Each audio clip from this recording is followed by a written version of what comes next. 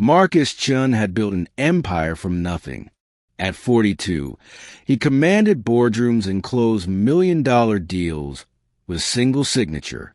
But that rainy Tuesday afternoon, kneeling on wet pavement beside a frightened child, none of it mattered. The hailstorm had come without warning, turning the city streets into a battlefield of ice. Marcus had just left his office when he saw her, a little girl in a pink dress, no more than 5 years old, standing alone as hail pelted down around her. She was crying, her small hands covering her head. He didn't think. He ran.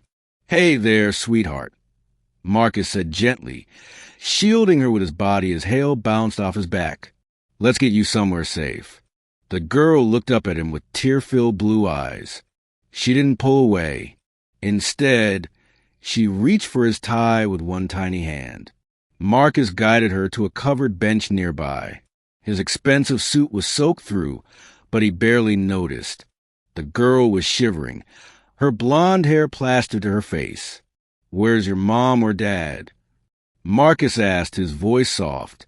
The girl's lower lip trembled. "Mommy's in heaven. Daddy's at work. I was with Miss Sarah, but I ran away because she was mean." Marcus felt his chest tighten. He pulled off his suit jacket and wrapped it around her small shoulders. "What's your name, sweetheart?" "Emma," she whispered. Then she tilted her head, studying his face with an intensity that seemed too old for her years. "My mom used to tell me about you." Marcus froze. "What did you say?" "She showed me pictures. She said you were the kindest boy she ever knew. She said you saved her once, a long time ago." The world seemed to stop. Marcus stared at the child, his mind racing back 20 years. There had been a girl in college. Lily. Sweet, artistic Lily who painted sunsets and believed in second chances. They'd been close friends, nothing more, but he'd never forgotten her smile. One winter night, he'd found her on a bridge, broken-hearted and lost, ready to give up on everything. He'd talked to her for hours, reminded her that pain was temporary, that life had so much more to offer. She'd thanked him with tears in her eyes and promised to remember. Then life had pulled them apart. Different cities, different paths. He'd often wondered what became of her. "Your mother's name," Marcus said quietly. "Was it Lily?" Emma nodded, fresh tears spilling down her cheeks. "She got sick 2 months ago. The bad kind that doesn't go away. Before she went to heaven, she made me memorize things. Your name, your face from old pictures.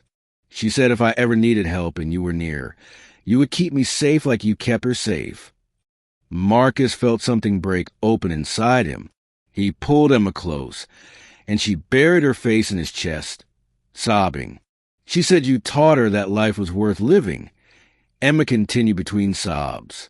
"She said because of you, she got to be my mom. And now she's gone and I'm scared all the time." The hail had stopped, but Marcus barely noticed.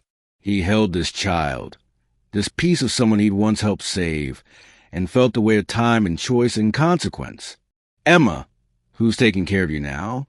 "My daddy, but he works so much." He said all the time. "Miss Sarah is the nanny, but she's always on her phone. Today she yelled at me for spilling juice, so I ran. I didn't know where to go." Marcus made a decision in that moment, one that came from somewhere deeper than logic. "Can you tell me your daddy's name? His phone number?" "David Miller. Mommy made me memorize his number." She recited it carefully. Marcus called. The man who answered sounded frantic.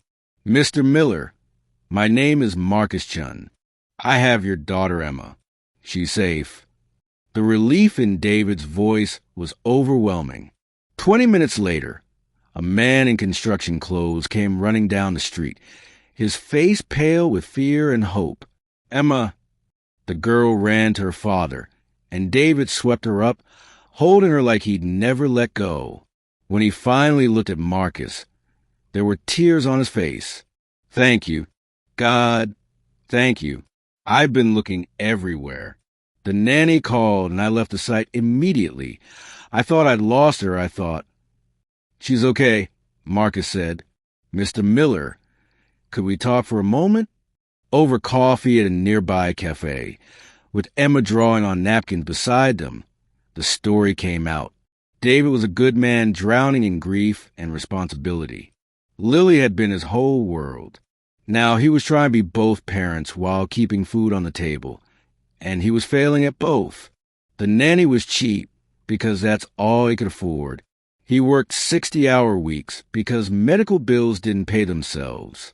He loved his daughter desperately, but couldn't figure out how to reach her through his own pain. Marcus listened, and then he spoke. Lily and I were friends a long time ago. I didn't know she'd passed, but she remembered me, and she trusted me enough to tell Emma about me. That means something. He paused, choosing his words carefully. I run a company.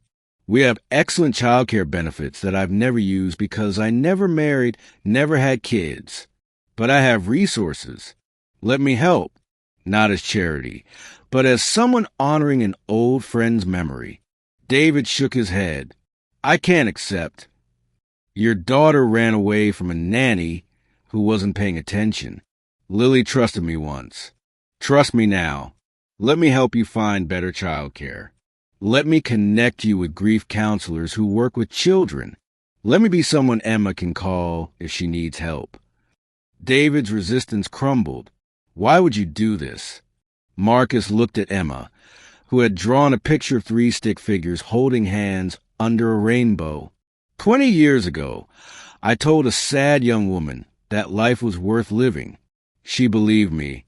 She went on to become someone's wife, someone's mother. She created this beautiful little girl. That conversation on a bridge led to this moment right here.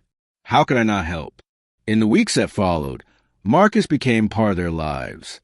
He connected David with resources, helped him find a trustworthy caregiver, and set up a college fund for Emma that would be waiting when she grew up. He took them to dinner once a week, letting Emma tell him about kindergarten, while David slowly learned to smile again. One evening, Emma climbed into Marcus's lap and put her small hands on his cheeks. Mommy was right about you, she said seriously. You have a good heart. Marcus felt his eyes sting. Your mommy had a good heart too, and she gave it to you.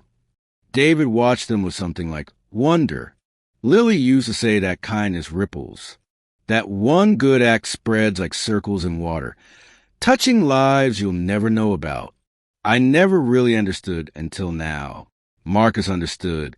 He thought about that night on the bridge, about a choice to stop and listen, to care when it would have been easier to walk away.